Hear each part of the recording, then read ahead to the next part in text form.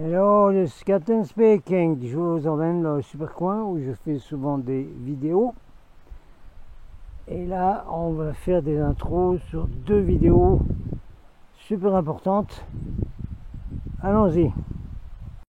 Ici, c'est le fameux super endroit magique. On rencontre des animaux sauvages, on trouve des traces. Il peut arriver n'importe quoi ici, y compris au détour de la forêt et de la montagne, rencontrer quelque chose d'extraordinaire, comme je vais vous le montrer tout de suite. Donc dans un trou d'espace-temps, on peut parfaitement rencontrer, avoir une vision d'une réalité qui existe toujours, puisque le temps et l'espace n'existent pas.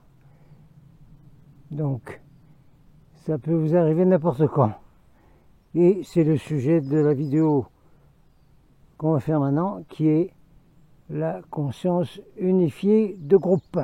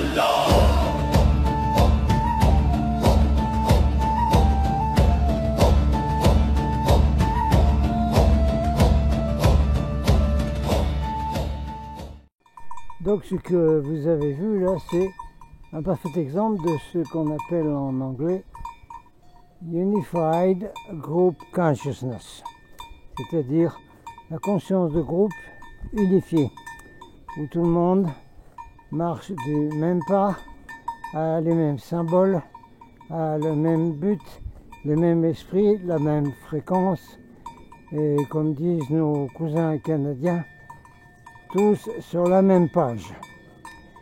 Alors, il faut que je vous explique également, bon, pour la vidéo, je vais vous mettre le lien dans la description, parce que vous l'avez en durée beaucoup plus longue, hein, je vous ai mis juste un petit morceau, et c'est un site excellent, c'est du très bon travail, même en utilisant l'intelligence artificielle, je trouve qu'on peut faire du travail fabuleux, et c'en était un exemple. Et c'est donc à nouveau le parfait exemple de la conscience unifiée de groupe. Là, on est avec un copain, là. On va aller près du feu pour vous expliquer tout ça, d'accord? Là, je vous mets quelques vues de ce magnifique animal.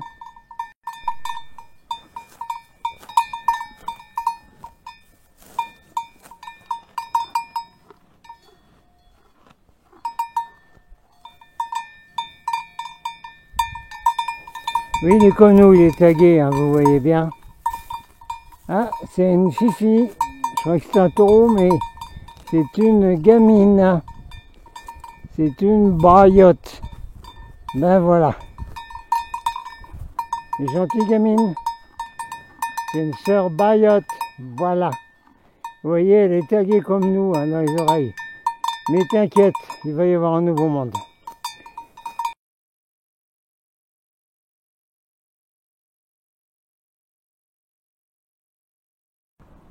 Ok, alors vu le clip que je vous ai mis, vous voyez des guerriers vikings en unité collective de conscience. Alright. faut que je vous explique ma connexion avec les Vikings. Je vais essayer de faire court. À l'époque où j'ai commencé à être connu grâce à mon ami écrivain Jimmy Gueux, je suis allé en Norvège avec un premier groupe et ensuite beaucoup d'autres groupes parce qu'il y avait en Norvège une vague d'ovnis extraordinaire dans un endroit qui s'appelait Esdalen, où en fait c'était une base d'ovnis extrêmement grande avec des vidéos des scientifiques que j'ai connus là-bas qui observaient tout ça, qui ont fait toutes les mesures, aucun problème, garantie sur facture, ovnis venant d'autres planètes, aucun problème. Donc moi j'ai emmené un groupe dans la partie sud de cette grande base là, et cette partie sud, qui était de la montagne, s'appelait la vallée de Gudbrandsdalen. Gudbrandsdalen. À cet endroit, avec quasiment le premier groupe, on a eu un contact avec un vaisseau patrouilleur, hein, ce sont les petits scouts là qui viennent de vaisseaux plus importants, et on a pu, disons, avoir un contact télépathique avec, et j'ai pu donc filmer avec un bon matos, hein, c'était des Betacam à l'époque, j'ai pu filmer donc ce vaisseau qui s'arrêtait en face de nous, qui bougeait et qui repartait, et qui venait de cette base. Et cette vidéo, ce clip là, est passé sur les télévisions de Norvège, de Suède, etc. Et ensuite, ça m'a amené des interviews avec toutes les télévisions du monde dans le grand congrès en Allemagne, c'est une autre histoire. Donc là, ceci se passait dans la vallée de la Gudbrandsdalen. Alors pour raison de hasard, coïncidence qui n'existe pas, j'ai été amené à m'arrêter à Oslo et je voulais absolument trouver un bijou viking. Donc je suis allé chez un bijoutier d'Oslo spécialisé dans la reproduction de vrais bijoux vikings ayant été retrouvés dans des fouilles archéologiques, etc. Alors j'avais la vitrine avec toutes les reproductions en argent, c'est de l'argent, hein, de bijoux vikings qui étaient là. Et il y avait un petit livre également que le monsieur avait. Alors je regarde tous les bijoux, moi je cherchais une bague qu'on met sur l'index ici, là, qui recouvre une grande partie de l'index, qu'on appelle la bague de pouvoir, que les Romains avaient, vous savez, et dans le temps, c'était le sceau, hein, même pas tout le temps, hein, dans la cire, dans les parchemins, dans les lettres, on mettait son sceau avec cette bague de pouvoir. Donc j'en vois une qui m'accroche, je dis, ça je la veux, celle-là. Je demande au monsieur, qu'est-ce que c'est combien? Ben, c'est des reproductions en argent, hein, chez un grand bijoutier d'Oslo, voilà, c'est tout. Et je voulais absolument savoir d'où ça venait. Alors monsieur avait un livre, hein, où était inscrit, ben, les reproductions viennent de tel endroit, tel endroit, tel endroit, etc. Alors je regarde la bague en question et je lis bague retrouvée dans la tombe d'un cheikh viking dans la vallée de Gudbrandsdalen. Bon, j'ai donc acheté la bague et je l'ai portée au doigt, à l'index pendant un certain temps, jusqu'à ce que je subisse la répression maximale aux États-Unis d'Amérique, le faux pays des hommes libres, où pour avoir dénoncé les reptiliens sur des radios américaines, je me suis retrouvé dans des prisons de haute sécurité et ensuite dans les camps de concentration de déportation où vous restez très longtemps dans des conditions abominables, c'est pas le sujet. Et ma bague viking, du chef viking de la Gudbrandsdalen, a été volée avec tout le reste de mes biens là en Amérique. Ça c'était pour vous montrer la connexion que j'ai avec les Vikings et la Norvège. Bon, une précision complémentaire, hein, qui a à voir avec le clip que je vous ai mis où vous voyez des guerrières vikings aller en unité de conscience collective vers leur réalité. Hein, les Vikings étaient un peuple vraiment spécial, connecté Et vous voyez les symboles de Freya, hein, la fameuse déesse viking, etc. qu'elle porte. Bon, très bien. Alors, je vous ai dit que j'ai acheté la reproduction d'une bague d'un chef viking trouvé dans une tombe de la vallée de Gudrondalen. Alors, ma note ici, ma précision, c'est que des archéologues ont fait des recherches dans les tombes des chefs vikings, Norvège, etc., hein, Suède, etc., et ont découvert que dans ces tombes, il y avait donc des chefs vikings qui étaient là, avec toutes leurs armes, hein, la hache, l'épée, etc., toutes les armes là. Et ils ont découvert, en analysant les squelettes, que la moitié des chefs vikings étaient des femmes. Ça, c'est pour faire, disons, le lien avec la petite vidéo, clip que je vous ai mis au début. On continue sur la conscience collective de groupe, conscience unifiée. C'est un rapport, c'est le titre de la vidéo, avec le code 2121. Celui qu'elle a lancé a donné un autre nom, mais moi je garde le mot code avec des chiffres parce que j'expliquerai après qu'il y en a eu précédemment des codes comme ça. Alors on est obligé, pour mieux comprendre comment un changement de pensée dans une espèce sur la Terre, une forme de vie, quelle qu'elle soit, ça existe chez les animaux, chez les végétaux, chez tout le monde, chez les humains pareil. Donc un parfait exemple est le changement de paradigme qu'on appelle le changement, le paradigme du 100e singe. Alors rapidement, parce que vous êtes normalement censé la connaître, mais pour ceux qui ne la connaissent pas, dans des îles de Japon, des scientifiques avaient l'habitude de venir chercher des singes pour leur laboratoire. Passons, on passe là-dessus. Et il y avait plusieurs îles. Alors ils venaient avec des dinghies, là, des petits bateaux, et ils lançaient des patates douces sur la plage, et les singes venaient donc prendre leurs patates et aller manger leurs patates. Et ainsi les scientifiques pouvaient en capturer quelques-uns. Bon. Le sujet, c'est que un jour, les scientifiques ont observé qu'une petite femelle est venue prendre sa patate douce sur la plage, qui était pleine de sable. Et elle a regardé la patate, et elle est allée plus loin dans la forêt, là où il y avait un petit ruisseau ou quelque chose, et elle a lavé sa patate avant de la manger. Les scientifiques ont observé que quelque temps après, d'autres petites femelles se sont mis à l'imiter, à faire la même chose. Et très bientôt, il y avait plein de petites femelles sur cette île qui prenaient la patate douce pleine de sable, qui allaient la laver avant de la manger.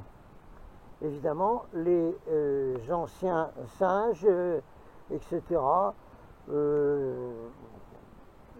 continuaient à manger leurs patates pleines de sable. Voilà. Ils ne voulaient pas changer leurs habitudes, leur mode de vie. Et les scientifiques japonais ont observé que ça augmentait. C'est-à-dire, après les petites femelles, il y a eu des mamans qui ont commencé à faire la même chose, d'autres singes plus jeunes ont commencé à faire la même chose, et un beau jour, les scientifiques ont vu les singes arriver prendre livraison de leurs patates pleines de sable, et tous les singes, comme un seul homme, pardonnez la plaisanterie, tous les singes comme un seul homme, compris les vieux, les anciens, tout le monde est allé laver la patate dans un ruisseau qui se trouvait derrière dans la forêt. Des scientifiques qui faisaient la même chose sur d'autres îles et qui capturaient également les singes, des îles qui étaient assez loin, où il était impossible à des singes de construire un radeau puis d'aller sur les autres îles, au même moment, ont remarqué que tous les singes des autres îles également prenaient les patates pleines de sable, patates douces, et allaient les laver avant de les manger. Donc, cette affaire d'une petite femelle singe qui a eu cette nouvelle conscience de laver la patate pleine de sable avant de la manger a changé complètement le système de société de toutes ces traces de singes sur ces îles du Japon. C'est ce qu'on appelle le changement de paradigme qui se déroule lorsque un groupe d'êtres obtient, découvre une nouvelle conscience, se mettent tous à avoir la même pensée, qui est cette pensée donc unifiée, de conscience collective, de groupe unifié, et ça a changé complètement la société de ces singes. C'est le changement de paradigme du 101e singe. Alors celui-ci, on l'a observé déjà ailleurs, et il faut que je vous donne donc d'autres expériences, des codes, parce qu'on a appelé ça des codes, et ça va vous aider à comprendre pourquoi quelqu'un a lancé cette idée du code 21-21, c'est-à-dire pendant 3 minutes à 21h21 tous les jours, faire envoyer les mêmes pensées, tout le monde en même temps, de changement complètement de société. Ce changement de paradigme augmente et on voit maintenant sur des groupes de gilets jaunes, regardez, il y a maintenant tous ceux qui sont branchés au niveau spirituel qui commencent à faire cette affaire de 21h21, de 3 minutes de pensée consciente qu'on envoie pour créer une autre réalité, tous en même temps. Des gilets jaunes ont repris bien sûr ceci et c'est en train d'augmenter. Alors on va donner d'autres exemples de codes. Alors, avant de vous parler des codes précédents, avec ces chiffres, comme il y en a eu, code 88, 99, 11, 11, etc. etc. Je dois vous donner encore quelques exemples de ce qui est possible à un groupe d'êtres, par la pensée, de créer une nouvelle réalité. C'est exactement le but de ce code 21-21, pendant 3 minutes tous les soirs à 21h21, d'envoyer tous la même pensée de changement complètement de société sur la Terre. Modalité à voir suivant les groupes, c'est pas grave. Le principal est que tout le monde, à ce moment-là, pendant 3 minutes, envoie la même pensée pour créer le nouveau monde, le fameux nouveau monde des gilets jaunes. C'est une méthode et c'est une méthode quantique qui est la meilleure, puisque avec David Icke et les autres, nous savons que nous sommes dans une réalité qui est en fait une sorte de réalité virtuelle, holographique. Ce n'est pas la vraie réalité. Donc en changeant notre perception de cette réalité et notre volonté de la voir se manifester, on peut changer complètement la société d'une planète entière. Autres exemples. Au Texas, il y a souvent des tornades. Il y avait un groupe dans une petite ville du Texas qui avait décidé, ça commence à bien faire de voir les tornades arriver et puis tout démolir chez nous, on va se réunir chaque fois qu'une tornade est annoncée. Une série de tornades est annoncée, c'est annoncé plusieurs heures, plusieurs jours avant. Donc il y avait un groupe qui se réunissait dans un petit endroit et qui avait décidé par la pensée, d'avoir tous la même pensée, quand une tornade allait arriver, parce que c'était annoncé, il y a les sirènes et tout, c'était annoncé, de visualiser, d'envoyer la pensée que cette tornade allait tourner et éviter la petite ville où ils étaient. Et ceci est arrivé à chaque fois. Ce groupe, par une conscience unifiée et collective, réussissait à dévier une tornade qui ne les détruisait pas à l'endroit où ils étaient. Autre exemple, un institut de recherche indépendant en Californie a voulu faire des études sur la relation entre ce qu'on appelle les méditations collectives sur la planète Terre. C'est venu avec la mode du New Age, mais ça existait avant bien entendu. Il y avait une relation possible à voir avec l'activité solaire, des éruptions solaires. Cet institut avait parfaitement revu le problème que chaque fois qu'il y avait des éruptions solaires énormes, des activités solaires énormes, ça correspondait à chaque fois à des guerres, des révolutions, des chaos, des catastrophes sur la Terre. Chaque fois qu'il y avait un pic d'activité solaire, avec de grosses éruptions solaires.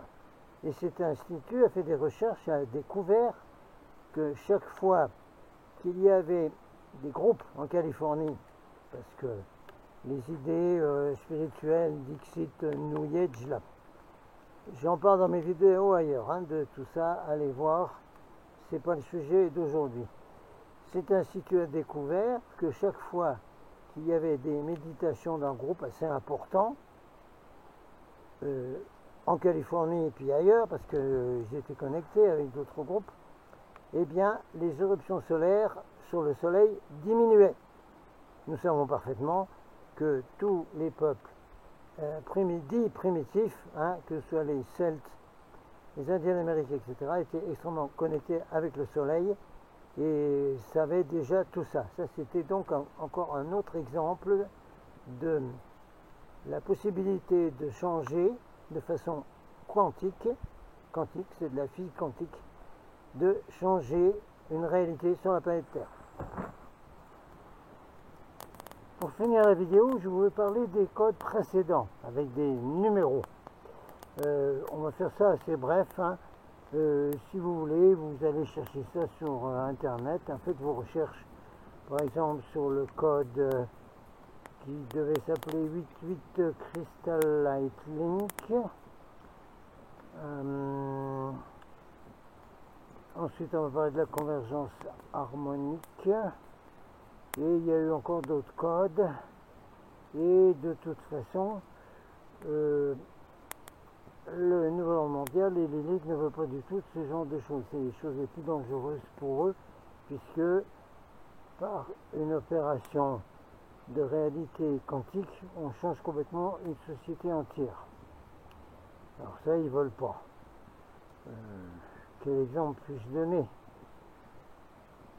Un exemple près du Bougarache et de Rennes-le-Château, dans un endroit appelé la Val-Dieu, qui appartenait à des Anglais. J'avais un groupe qui suivait une de ces, on appelait ça des méditations mondiales, hein, où on pensait tous la même chose à peu près au même moment, etc. Donc il y en avait une à faire là, et moi je vais réunir un groupe donc à la Val-Dieu, sur le territoire de Rennes-le-Château possible, oui.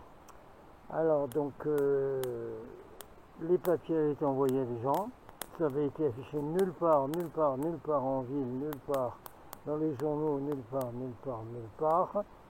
On devait participer à cette méditation mondiale. Donc là, un tout petit groupe dans un endroit privé qui s'appelait la Val-Dieu, hein, qui appartenait à des Anglais. Je ne sais pas où ça en est en ce moment. Alors, ce qui s'est passé, c'est que la veille donc de cette, on appelait ça des méditations à l'époque, hein, mais le 21-21, c'est pas une méditation, c'est une visualisation de conscience collective unifiée. Voilà, c'est tout ce que c'est. Donc, pour en revenir à mon histoire du Bugarache, Rennes-le-Château et compagnie, la veille, j'étais dans un hôtel dans le village de Bugarache, et voilà qu'à 9h du soir, une éruption de gendarmes rentre dans ma chambre d'hôtel, plusieurs, avec une décision, un ordre de monsieur le préfet de l'Aude. Qu'est-ce que c'est, monsieur? Qu'est-ce que vous voulez, etc. Ouais, voilà, le préfet de l'Aude, monsieur là, machin, le préfet de l'Aude a interdit votre méditation de demain. Elle est interdite, votre méditation est interdite. Hein? C'était dans les années 90. Hein. Ah bon? Alors aujourd'hui, on interdit des manifestations, mais à l'époque déjà, on interdisait des méditations collectives, mondiales, pour changer la planète, pour un changement de paradigme, de conscience unifiée.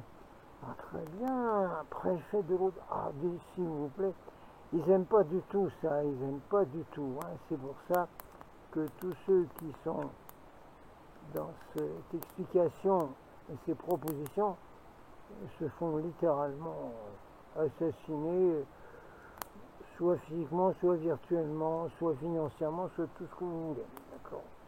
Ok. C'était un petit aparté, celui-là.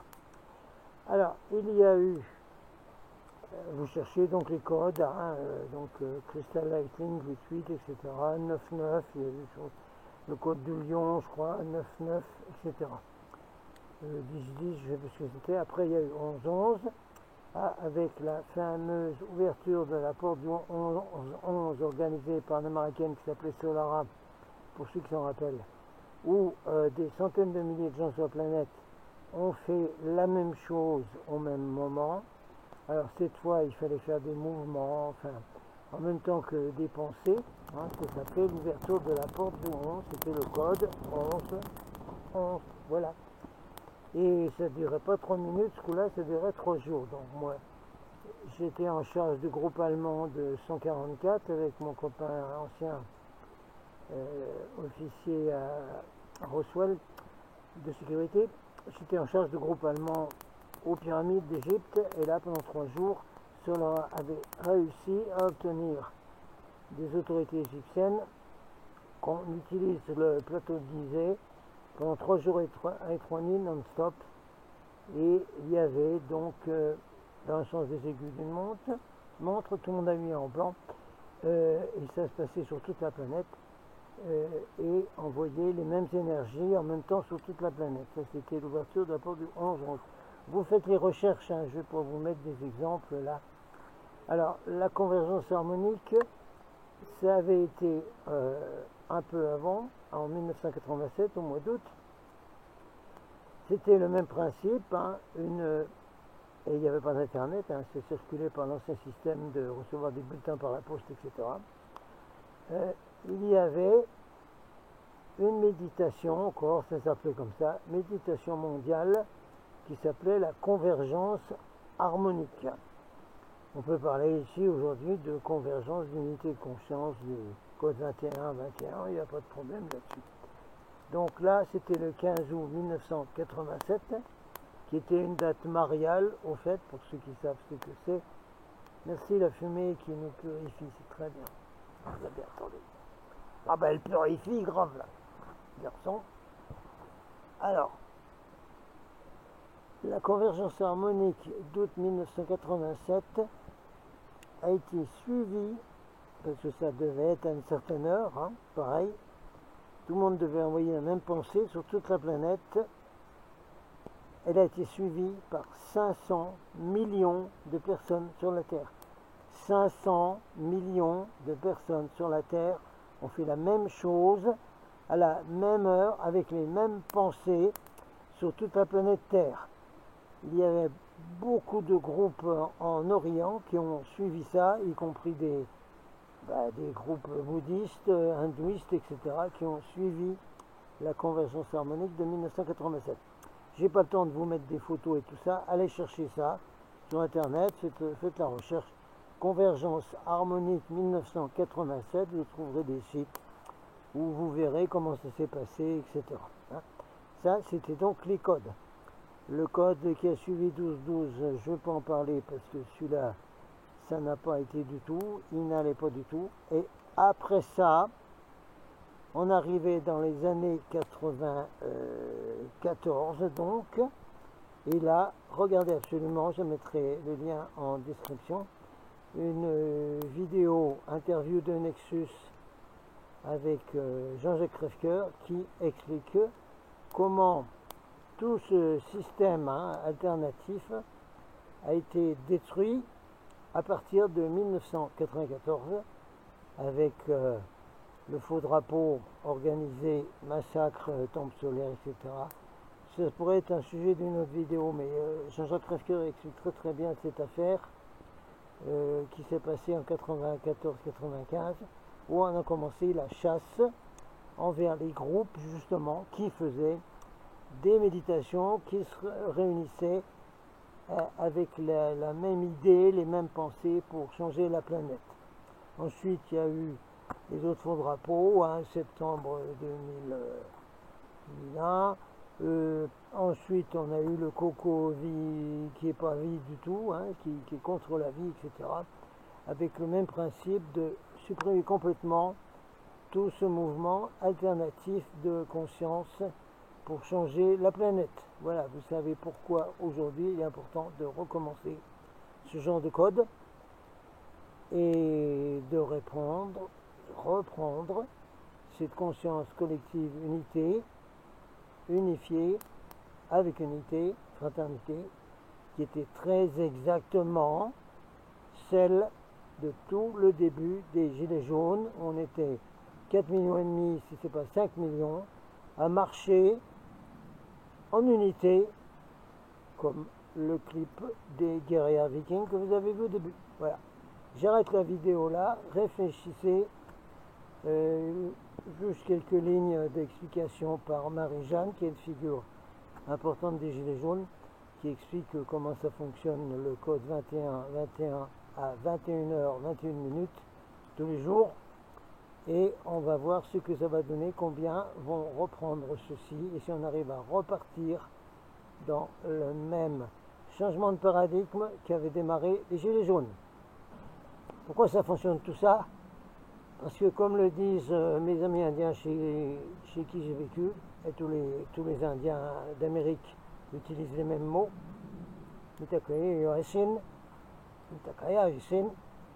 qui veut dire nous sommes tous connectés dans une unité d'esprit. Voilà, fin de la vidéo, Captain Out.